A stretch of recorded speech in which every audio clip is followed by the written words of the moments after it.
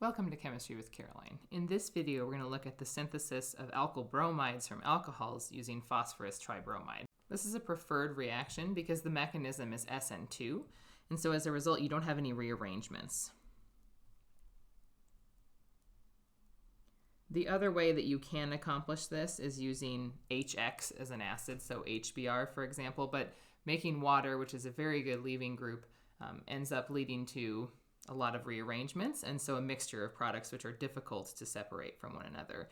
You can see that I have an SN2 reaction here because my nucleophile and my leaving group are in opposite phases to one another, and I'm only seeing one stereoisomer formed. It's a stereoselective reaction, and that product distribution shows me that an SN2 reaction must have been the main pathway. So let's take a look at the mechanism. OH is a poor leaving group, right? And so it's not going to go anywhere until I do something to it. In this case, I don't have any acid, so it won't be protonation, but you're in one step going to make a good leaving group and liberate your nucleophile. So one of the lone pairs of electrons on oxygen is going to attack the phosphorus and kick off a bromine. So that kind of looks like an SN2 reaction as well.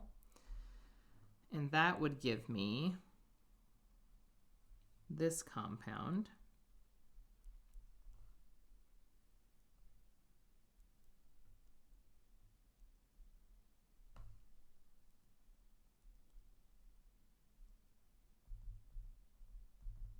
So here is my nucleophile. It's the leaving group of that first step, but it's also going to be the nucleophile. So now in a second step, this newly formed bromide ion is going to come around and attack that carbon with the good leaving group on it, where the oxygen is. And that is going to give me my inversion product. So I'm going to go to the next page and I'll write that out.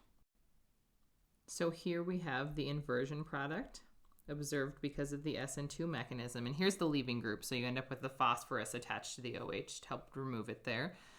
So again, this reaction will work well with primary and secondary systems because it'll go SN2.